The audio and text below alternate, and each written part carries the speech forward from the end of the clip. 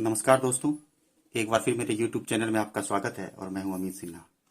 आज का जो एडिटोरियल है दोस्तों, वह द हिंदू ने एजुकेशन बेस्ड बताया है, एजुकेशन पे लिखा है कि केंद्र सरकार का जो यह फैसला है कि सीबीएसई बोर्ड का जो 12th का एग्जाम है उसको कैंसिल कर दिया है, उसी के इर्द गिर्द यह जो है एडिटोरियल घूमता है।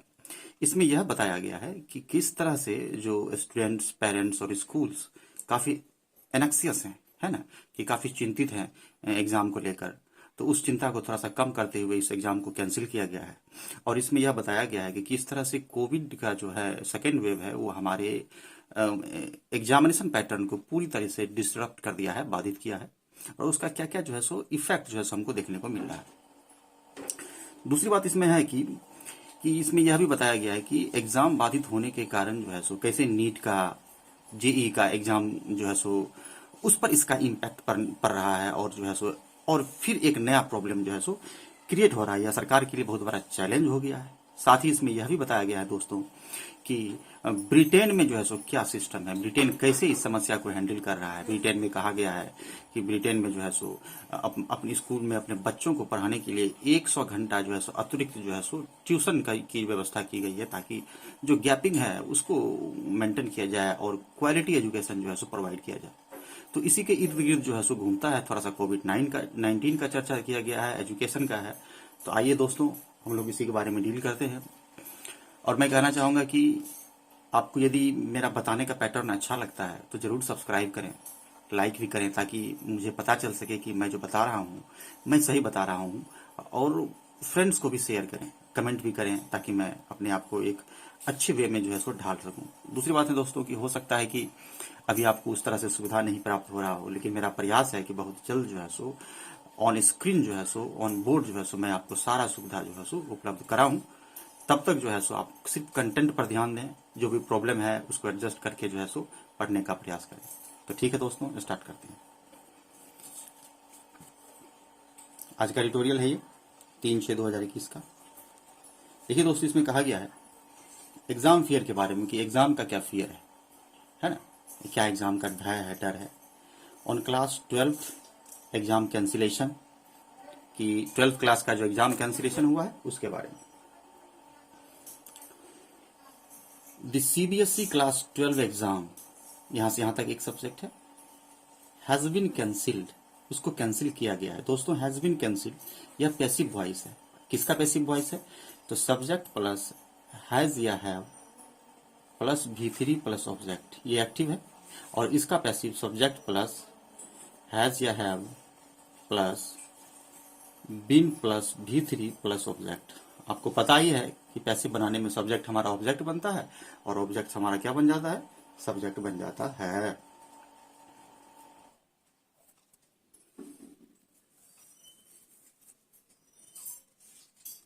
देखिए, कह रहा कि सेवरल एंजाइटीज, एंजाइटीज का मतलब होता है समस्या या तकलीफ।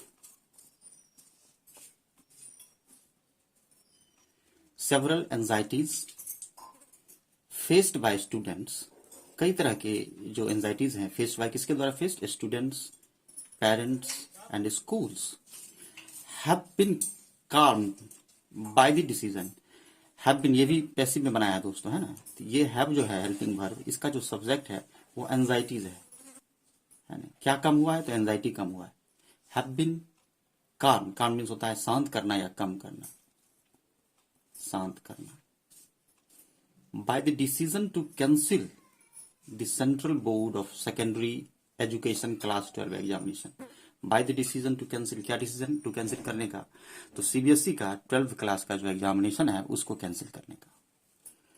Following a review by the centre, centre के रिव्यू को फॉलो करते हुए इसको कैंसिल किया गया है। आगे इसमें हम लोग देखते हैं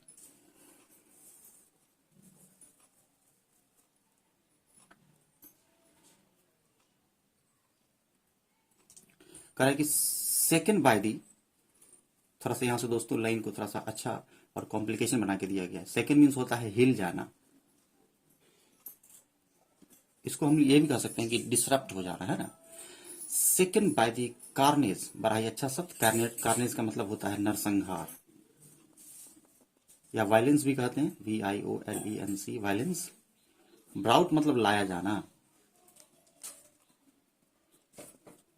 सेकेंड बाय द कार्नेज, यहां नरसंहार का मतलब हो जाएगा समस्या, जो विपत्ति कह सकते हैं इसको। Second by the carnage, route by the second wave, कि सेकेंड वेव के द्वारा जो समस्या लाया गया था उससे सेकेंड हुआ है, उससे हिला है। क्या हिला है? तो हमारा एजुकेशन सिस्टम ऑफ पेंडेमिक का। The government had little choice. Little choice का मतलब होता है बहुत ही थोड़ा। लिटिल अनकाउंटेबल नाउन है, इसके बाद हम लोग सिंगुलर का प्रयोग करते हैं। लिटिल चॉइस यानी कोई चॉइस नहीं है, कोई ऑप्शन नहीं है, कोई उपाय ही नहीं है। बट लेकिन to act against possible fresh cluster of infection. Cluster मतलब होता है संख्या, a large number. Cluster means a large number, यानी कि बहुत ज्यादा जो इन्फेक्शन हुआ है उसके लिए, उसको मद्देनजर लेकर सरकार के पास कोई ऑप्शन नहीं था, इसलिए सरकार ने क्या किया?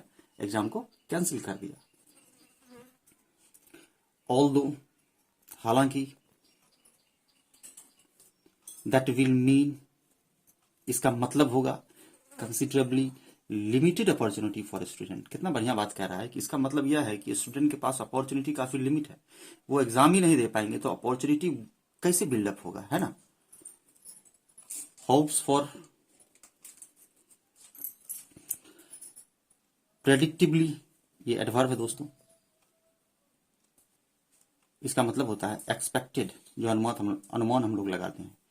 Hopes for predictably in 2021 after the traumatic experience of a student. Traumatic experience का मतलब हो जाता है शॉकिंग, या दुख देने वाला, झटका देने वाला, या पेन देने वाला।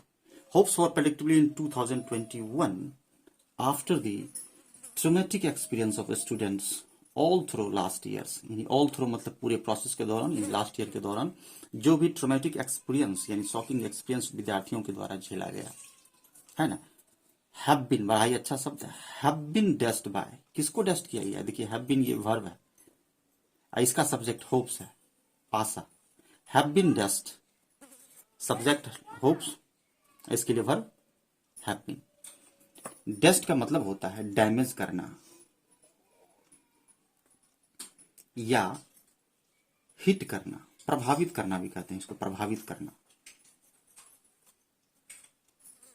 हैव बीन डस्ट बाय, किसके द्वारा प्रभावित हुआ है? क्या प्रभावित हुआ है? तो होप्स किसका? तो स्टूडेंट्स का। क्यों? क्योंकि उनका एग्जाम कैंसिल हो गया, और कैंसिल के साथ साथ उनका एग्जाम का जो पैटर्न है वो बाधित हुआ है। रेगुलर स्कूल नहीं, रेगुलर क्लासेस नहीं हो रहे हैं, विद्यार्थी को मटेरियल नहीं मिल रहा है, तो इस तरह से काफी प्रॉब्लम क्रिएट हो रहा है। Dust by the emergence of, देखिए बाय द इमरजेंस ऑफ का मतलब होता है इमर्ज होना, यानी निकलना या होना। किसका? तो डबल म्यूटेंट वेरिएंट का। डबल म्यूटेंट वेरिएंट मतलब प्रकार। किसका प्रकार? तो प्रकार कोविड का, जो दूसरा लहराया है ना। Double mutant variant of the corona virus, corona virus का। दैट का प्रयोग कोरोना वायरस के लिए हुआ है। दैट हैज स्प्रेड फार, फार मतलब दूर होता है, यहां हो जाएगा अधिक मात्रा में, अत्यधिक। That has spread far and wide, wide मतलब विस्तृत। क्या विस्तृत हो गया है? तो कोरोना वायरस का जो डबल म्यूटेंट वेरिएंट है वो फार एंड वाइड हो गया है। बिकॉज ऑफ, क्योंकि सुपर स्प्रेडर इवेंट्स, किसके कारण? तो सुपर स्प्रेडर इवेंट्स के कारण। सुपर स्प्रेडर का मतलब होता है इन्फेक्शन होना, यानी संक्रमण होना, संक्रमण के कारण, है ना। इसका दूसरा नाम हम लोग ये भी कह सकते हैं इसको, एक प्रकार का इन्फेक्टर होना, इन्फेक्टर, इन्फेक्शन होना, इन्फेक्शन इवेंट के कारण।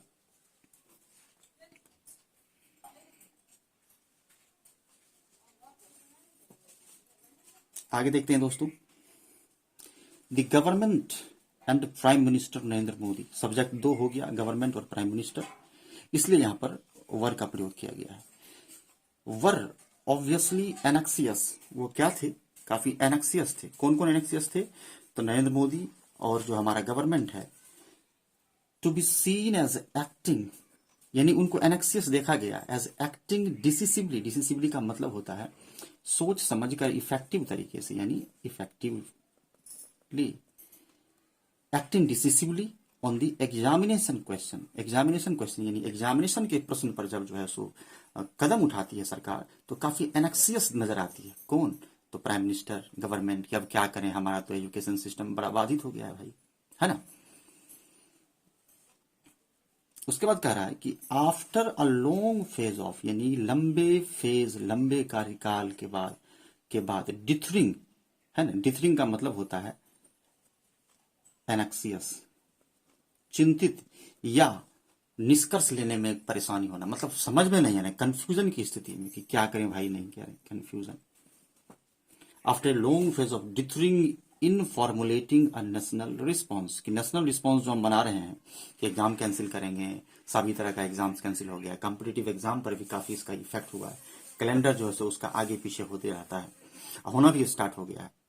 तो इस तरह का फैसला लेने से पहले सरकार बहुत बार सोचती है और बहुत ही मायूसी के साथ कदम उठाती है। तो वही कह रहा है कि डिथरिंग इन फॉर्मुलेटिंग, डिथरिंग हो जाती है कि क्या करें नहीं करें response. The decision to cancel the crucial class 12 public examination, की जो डिसीजन है कैंसिल करने का, जो क्रूशियल है, क्रूशियल का मतलब इम्पोर्टेंट, महत्वपूर्ण, किसका? तो क्लास 12 का public examination, and replace it, और कैंसिल करके क्या चीज में रिप्लेस करने के लिए? विथ एन ऑब्जेक्टिव असेसमेंट, कि आप ऑब्जेक्टिव असेसमेंट के आधार पर एग्जाम को कैंसिल करें और कुछ ऐसा प्रोसेस करें, यानी ऑब्जेक्टिव असेसमेंट के आधार पर विद्यार्थी को जो है सो का मूल्यांकन करें, उसे एक सर्टिफिकेशन दें, यानी सर्टिफिकेशन दें। फॉर सर्टिफिकेशन विल हेल्प, बड़ा ही अच्छा और बेहतरीन शब्द यहां से दोस्तों थोड़ा सा घुमावदार लिखता है, क्योंकि सेंटेंस द हिंदू बहुत लंबा कर देता है ना, तो इस कारण से जो है ना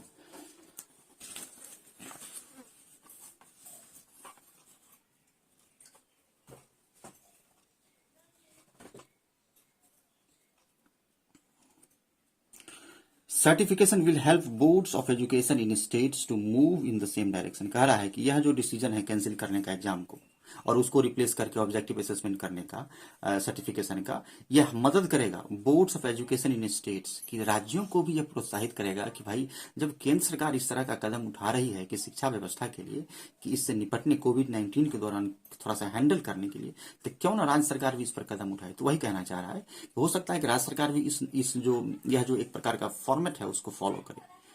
board education in the states to move in same direction, same direction में मूव करे, यानी सेम प्रोसेस को फॉलो करे। सम पॉइंटर्स, पॉइंटर्स का मतलब एक संकेतक, some pointers to an assessment scheme can be found in, कह रहा है कि कुछ पॉइंटर जो है सो असेसमेंट स्कीम में कैन बी फाउंड इन, देखा जा सकता है किसमें? तो CBSE submission to the Supreme Court last year. Submission का सिंपल मीनिंग होता है मित्रों आवेदन देना, है ना।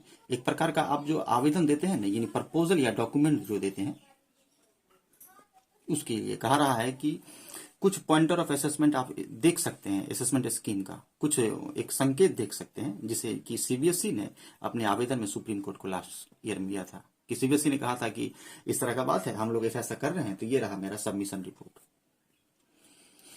When the pandemic prevented the completion of class 12 examinations, कि जब क्या हुआ था, ये पेंडेमिक के कारण आपका जो है सो क्लास 12 का एग्जामिनेशन जो है वो प्रिवेंट हो गया था, यानी रुक गया था या बाधित हो गया था।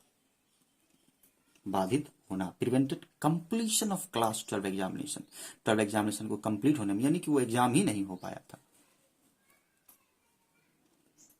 फॉर स्टूडेंट्स, विद्यार्थियों के लिए, who could not take examination, जो एग्जामिनेशन नहीं दे पाए थे। कुड का प्रयोग दोस्तों यहाँ जो है पास्ट के लिए भी करते हैं और संभावना के अर्थ में, दोनों में अर्थ में करते हैं। कुड एक मॉडल है ना। एज इन दिल्ली, जैसा कि दिल्ली में, द इंटरनल प्रैक्टिकल, यानी जो आंतरिक है, इंटरनल है, प्रैक्टिकल है, एंड प्रोजेक्ट असेसमेंट के आधार पे जो है प्रोजेक्ट का जो असेसमेंट है वॉज प्रपोज्ड, उसको प्रपोज किया गया एज ए प्रॉक्सी। कितना बेहतरीन लाइन लिखता है, एज ए प्रॉक्सी के रूप में।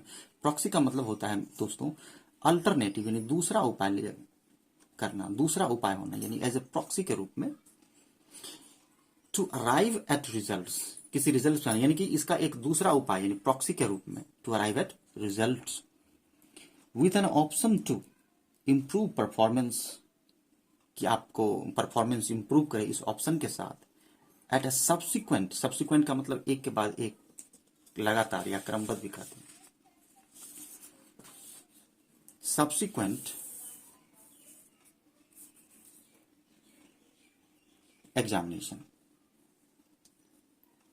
क्या करने के लिए, तो इंप्रूव करने के लिए, है ना, परफॉर्मेंस को इंप्रूव करने के लिए सब्सिक्वेंट एग्जामिनेशन। करा कि the board must now come up with, बड़ा ही अच्छा शब्द है, कम अप विद मतलब होता है आना या उत्पन्न करना या प्रोड्यूस करना या उत्पन्न करना, ठीक है। The board must now come up with a model scientific scheme, कि बोर्ड को अब एक नया मॉडल साइंटिफिक स्कीम के तहत आना होगा या लाना होगा। क्यों लाना होगा? चूंकि एग्जाम पैटर्न को यानी एजुकेशन सिस्टम को फिर से प्लेटफॉर्म पर लाने के लिए, है ना, एक बार फिर से प्लेटफॉर्म पर लाने के लिए उसको ऐसा करना होगा। यहां से एक पैराग्राफ समाप्त है दोस्तों, थोड़ा सा और है इसमें।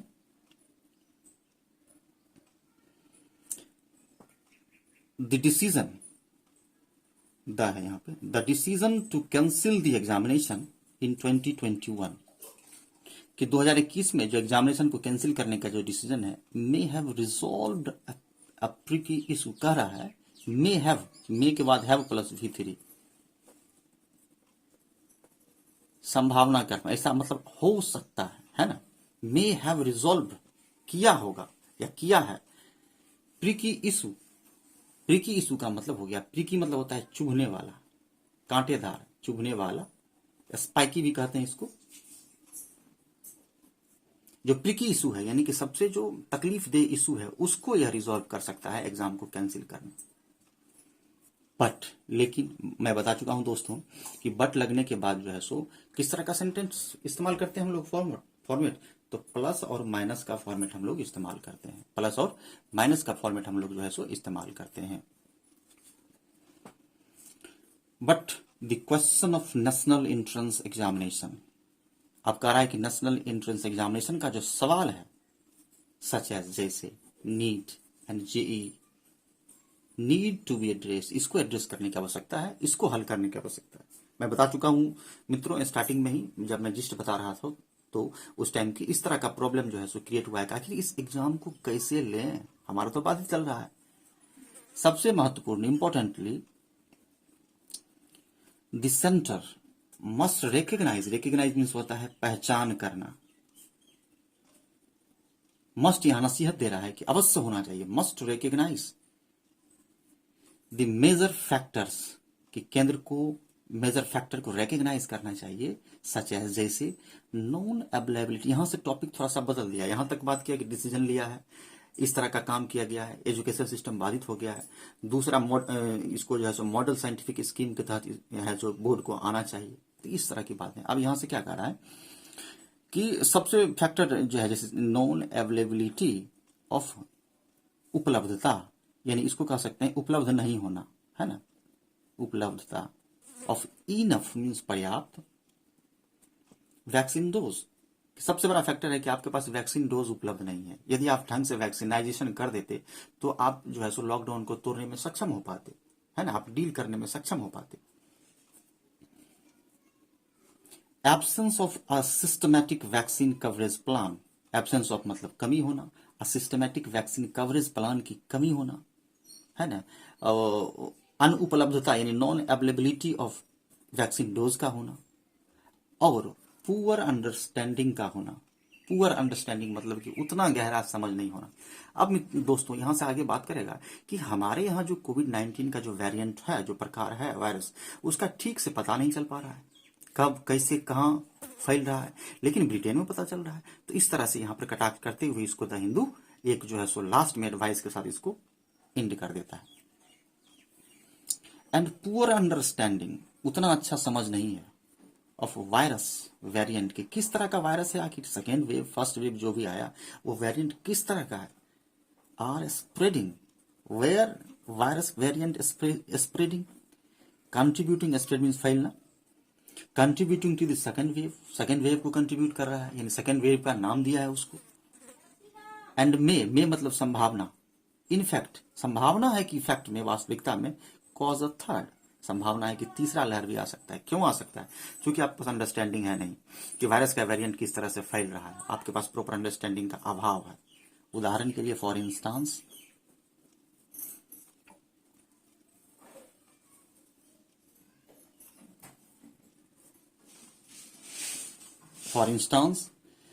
There is better comprehension in Britain. बड़ा ही बेहतरीन शब्द, और यहां से मैटर को बदल रहा है। कंप्रीहेंशन मतलब अंडरस्टैंडिंग एबिलिटी, यानी समझने की क्षमता। यानी ब्रिटेन में जो है सो अच्छे तरीके से अंडरस्टैंडिंग है कि there is a better comprehension in Britain of where the variant, कि कहां से वेरिएंट का जो कंसर्न है, कंसर्न मीन्स चिंता या समस्या, वेरिएंट मीन्स प्रकार, किसका प्रकार? कोविड-19 का प्रकार, कोविड-19 के वायरस का प्रकार। Initially isolated from India, isolated मतलब होता है अलग करना, टू सेपरेट, जो इंडिया से सेपरेट हुआ था, है ना, जिसका नाम है B.1.617.2। या पिछले वीडियो में मैंने जो एडिटोरियल का था उसमें मैंने बताया था कोविड-19 के वेरिएंट के बारे में, तो आप लोग उसे भी देख सकते हैं, एक बेटर अंडरस्टैंडिंग होगा। पीछे वाला भी मित्रों मेरा वीडियो अवश्य देखें, जो नया है उनको एक proper way of understanding develop होगा। इज स्प्रेडिंग मतलब फैलना, इरप्ट होना, इन दैट कंट्री, उस कंट्री में। किस कंट्री में? ब्रिटेन में। इंडिया से आइसोलेट होकर आया है, spreading in that country because, क्योंकि इट हैज अ रोबस्ट, बड़ा बेहतरीन शब्द है, it has a robust genome sequencing programme. It का प्रयोग ब्रिटेन के लिए किया गया है कि इट हैज, किसके पास? तो ब्रिटेन के पास एक रोबस्ट जीनोम सीक्वेंसिंग प्रोग्राम है। बड़ा ही बेहतरीन शब्द लिखा है। इसका मतलब होता है दोस्तों कि एक स्ट्रॉन्ग जीनोम सीक्वेंसी प्रोग्राम है। Robust means strong, genome means gene होता है, जो हम लोग, जो एक मटेरियल होता है ना, ऑर्गेनिक मटेरियल किसी भी पदार्थ का, उसको बोलते हैं जीनोम। और सीक्वेंसिंग का मतलब होता है उसको जोड़ना, यानी कंबाइनिंग करना। यानी ऑर्गेनिक मटेरियल के आधार पर जो है सो उसके पास एक जबरदस्त सीक्वेंसिंग प्रोग्राम है, किसके पास? ब्रिटेन का, जिससे वह वायरस को जो है सो अच्छे तरीके से डील कर पाता है। सच शार्प इनसाइट, कितना बेहतरीन लाइन, शार्प इनसाइट, जबरदस्त जो है सो, शार्प का मतलब तीव्र, इनसाइट का मतलब अंदर का दृष्टि। यहां मतलब हो जाएगा कि एक बेटर उसके पास टेक्नोलॉजी और अंडरस्टैंडिंग है। Together with the availability of free and wide spread testing, और इसके साथ साथ टुगेदर विथ मतलब साथ साथ, अवेलेबिलिटी ऑफ मतलब उपलब्धता, फ्री मतलब मुफ्त, एंड वाइड स्प्रेड मतलब विस्तृत टेस्टिंग, लार्ज पैमाने पर टेस्टिंग की उपलब्धता भी ब्रिटेन के पास है। इज क्रूसियल, यह क्या है? बहुत ही क्रूसियल है ना, महत्वपूर्ण है। To stop wave of infections, किसको स्टॉप करने के लिए? तो वेव ऑफ इन्फेक्शन को स्टॉप करने के लिए बहुत महत्वपूर्ण है। क्या महत्वपूर्ण है? शार्प इनसाइट, किसके पास? ब्रिटेन के पास। सबसे जबरदस्त उसके पास क्या है? तो रोबस्ट जेनोम सीक्वेंसिंग प्रोग्राम है, जिसके माध्यम से वो क्या करता है? इजी वे में जो है सो वायरस को जो है सो डील कर लेता है। दैट थ्रेटन, दैट के ठीक पहले इन्फेक्शन के बारे में कह रहा है कि दैट थ्रेटन टू, याद रखेंगे दोस्तों, थ्रेटन के साथ टू का प्रयोग करते हैं।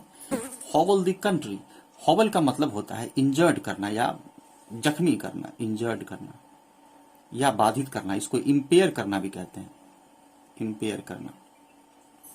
दी कंट्री, देश को जो बाधित करता है उससे डील करने के लिए।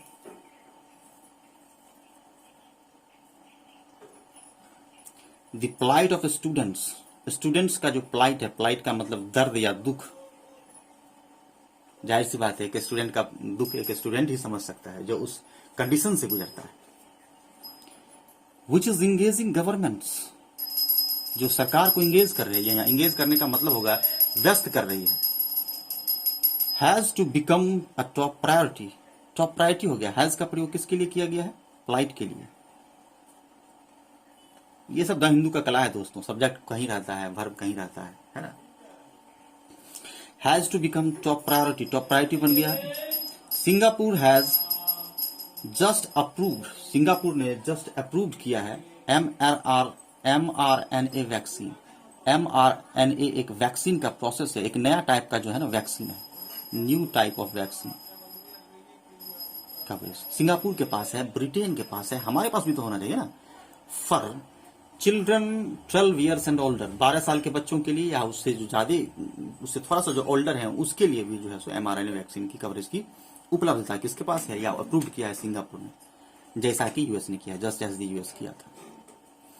रेगुलेटर एफडीए, रेगुलेटर एफडीए यानी food and drug administration, food and drug administration has, ये अमेरिका का है ना, फॉर 12 to 15 ईयर्स ओल्ड, जैसा कि 12 से 15 साल के बच्चों के लिए अमेरिका में किया गया था। अब यहां दोस्तों क्या कह रहा है कि Britain has thought of 100 extra tuition hours, Britain के पास थॉट है, विचार है 100 एक्स्ट्रा ट्यूशन आवर्स देने का फॉर स्कूल्स फ्रॉम 2022 से वह 100 घंटा अतिरिक्त क्लास देगा। क्यों देगा? इसलिए देगा कि ताकि वो जो degrading of the quality of the education हुआ है उसको मेंटेन करने के लिए।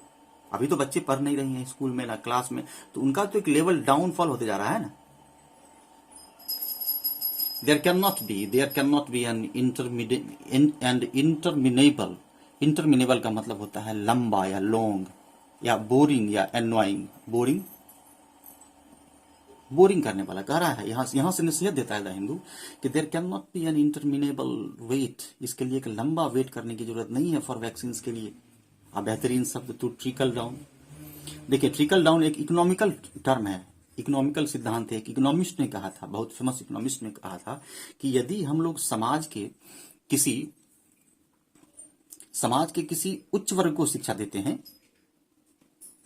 तो वहां से फिल्टर होकर जो एजुकेशन है जो लोअर क्लास तक जाता है, तो इसी प्रोसेस को हम लोग कहते हैं ट्रिकल डाउन होना, यानी ऊपर से नीचे की ओर शिक्षा का, किसी नॉलेज का, किसी टर्म एंड कंडीशन का ऊपर से नीचे की ओर आना, उच्च स्तर से निम्न स्तर की ओर आना ट्रिकल डाउन कहलाता है। Trickle down to all, the centre must take responsibility. अब सेंटर यानी सरकार को, किसको? भारत सरकार को।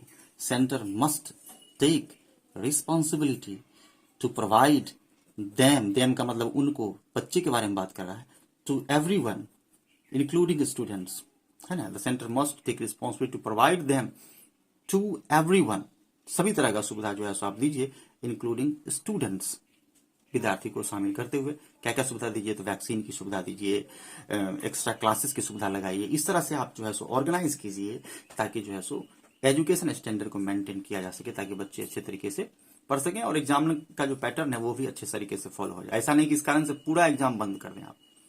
अब लगातार जो कोविड का वेव आ रहा है दोस्तों, इस कारण से यदि हम लोग क्या करें कि सारा एग्जाम कैंसिल कर दें, पूरा लॉकडाउन लगा दें, तो क्या इकोनॉमी पटरी पर आएगा? कितने लोग जो है सो मतलब अनएम्प्लॉयमेंट के कारण जो है सो मर जाएंगे।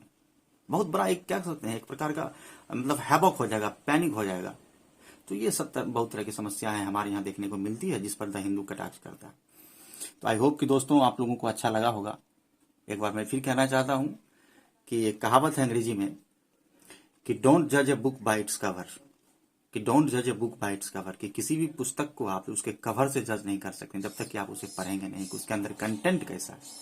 मैं अपने बारे में बात नहीं कर रहा हूं, मैं यह कर रहा हूं कि आप देखें, हो सकता है कि लैक ऑफ फैसिलिटीज है यहाँ पर, लेकिन आपको जो कंटेंट मिल रहा है आपको अच्छा लग रहा है तो इसे स्प्रेड करें। और बहुत जल्द मेरा प्रयास है कि आपको सारा सुविधा जो है सो दिया जाए, चूंकि मुझे बहुत तरह के प्रोसेस से गुजरना भी पड़ता है। तो चलिए दोस्तों, आज के लिए इतना ही। आई होप कि आप लोगों को अच्छा लगा होगा। Stay connected with high level English. Amit Sinha, धन्यवाद।